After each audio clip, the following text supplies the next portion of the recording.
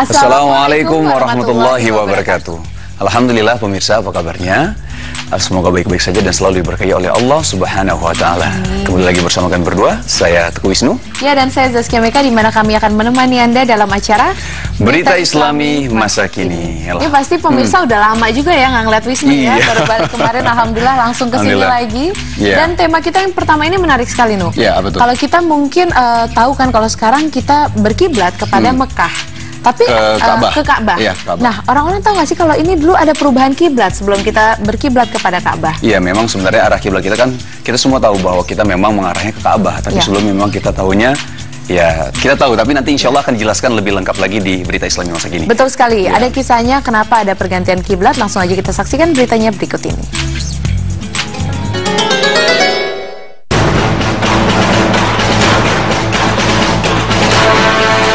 Kisah di balik perubahan arah kiblat.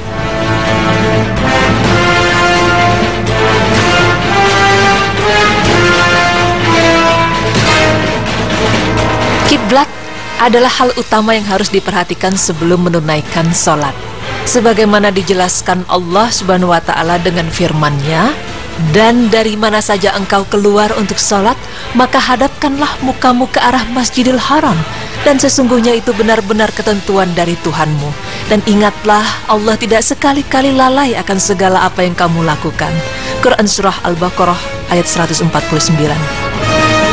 Kiblat adalah kata Arab yang merujuk pada arah yang dituju saat seorang muslim mendirikan sholat.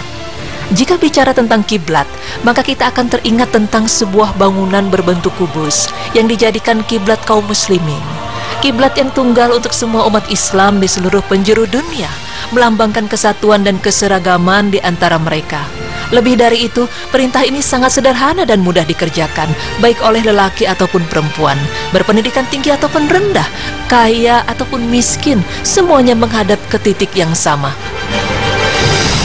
Namun tahukah Anda pemirsa, bahwa pada awal mula Islam, arah kiblat sempat berpindah. Kali ini, tim Berita Islami Masa Kini akan memaparkan.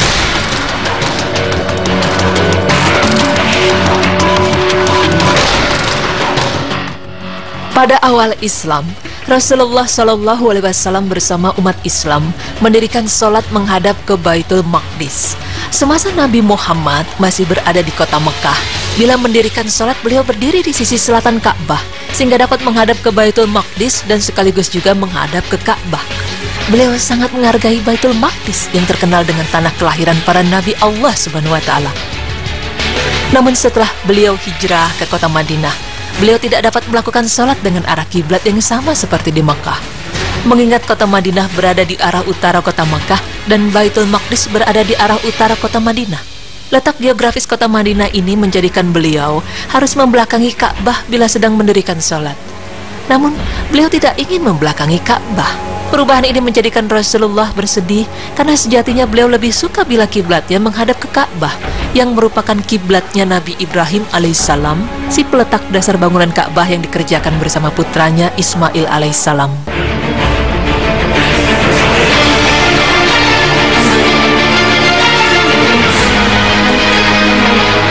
Meskipun begitu, Rasulullah tetap menunaikan sholat dengan menghadap Baitul Maqdis selama 16 bulan, bahkan ada yang mengatakan selama 17 bulan.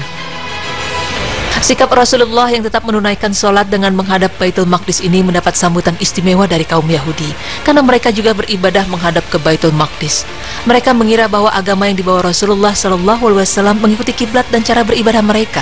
Dari anggapan ini, mereka sangat berambisi untuk mengajak Rasulullah SAW untuk bergabung bersama mereka. Padahal Rasulullah sangat berharap agar kiblat kaum muslimin dirubah ke arah Ka'bah. Kiblat Nabi Ibrahim dan Ismail, rumah pertama yang dibangun untuk mentauhidkan Allah Subhanahu wa Ta'ala. Berkali-kali beliau menengadahkan wajah ke langit, mengharap agar Allah Azza wa Jalla menurunkan wahyu perihal perubahan arah kiblat. Hingga akhirnya harapan Rasulullah pun dikabulkan oleh Allah melalui firman-Nya yang artinya, "Sungguh kami sering melihat mukamu menengadah ke langit, maka sungguh kami akan memalingkan kamu ke kiblat yang kamu sukai. Palingkanlah mukamu ke arah Masjidil Haram dan di mana saja kamu berada, palingkanlah mukamu ke arahnya." Quran Surah Al-Baqarah ayat 144. Allahu Akbar. Allahu Akbar. Allahu Akbar. Salat pertama kali yang dilakukan oleh Rasulullah dengan menghadap Ka'bah adalah salat zuhur di Bani Salamah, sedangkan salat asar di Masjid Nabawi. Perubahan kiblat ini memberikan suasana gembira di hati Rasulullah SAW karena Allah telah mengabulkan harapan beliau. Sebaliknya, bagi kaum Yahudi, perubahan arah kiblat ini merupakan pukulan telak karena dugaan mereka terhadap Rasulullah selama ini ternyata salah total dan terbantahkan. Perubahan arah kiblat ini menjadikan kaum Yahudi dan juga lainnya bertanya-tanya keheranan. Apa gerangan yang menjadikan Nabi Muhammad berpindah arah kiblat? Allah Subhanahu wa Ta'ala menjawab keheranan orang-orang tersebut melalui firman-Nya yang artinya, "Dan kami tidak menjadikan kiblat yang menjadi kiblatmu sekarang, melainkan agar kami mengetahui supaya nyata siapa yang mengikuti Rasul dan siapa yang membelot. Dan sungguh pemindahan kiblat itu terasa amat berat, kecuali bagi beberapa orang yang telah diberi petunjuk oleh Allah. Dan Allah tidak akan menyia-nyiakan imanmu. Sesungguhnya Allah Maha Pengasih, lagi Maha Penyayang kepada manusia." Quran Surah Al-Baqarah ayat 143.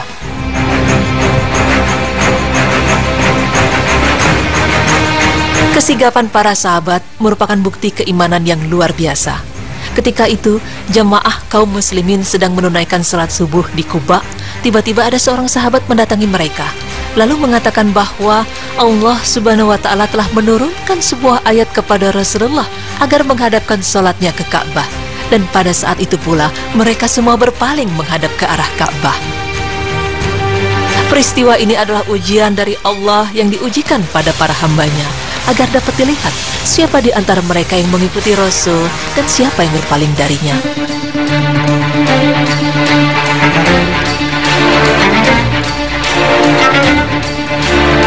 Pemirsa beriman, Allah Subhanahu wa Ta'ala memilih kiblat sebagai jalan keluar untuk mencapai kesatuan dan solidaritas umat. Karena agama Islam adalah agama semua nabi, maka satu-satunya penegasan bahwa semua nabi hanya mengajarkan satu ajaran, yaitu ajaran tauhid yang didasarkan dengan penetapan sebuah titik arah peribadatan. Itulah sepenggal sejarah dari kiblat dan kisah perubahan arah kiblat. Semoga Allah Subhanahu wa Ta'ala memberikan kemudahan kepada kita semua untuk mendirikan sholat dengan benar dan teratur sehingga iman kita semakin kuat.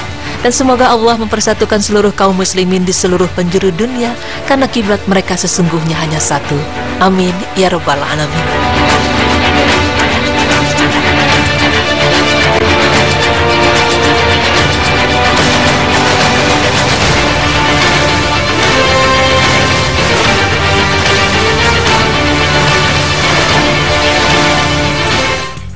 Ya baik pemirsa, saya baru tahu juga nih ternyata setelah 16 atau 17 bulan Rasulullah meminta kepada Allah untuk digantikan arah kiblat, akhirnya Allah mengabulkannya. Ya, Masya Allah ya. Jadi memang pertama adalah, ya ini adalah impiannya Rasulullah bahwa arah kiblat itu ingin sekali ya Rasulullah SAW itu mengarah ke arah Ka'bah. Dan akhirnya dikabulkan oleh Allah Subhanahu wa Ta'ala.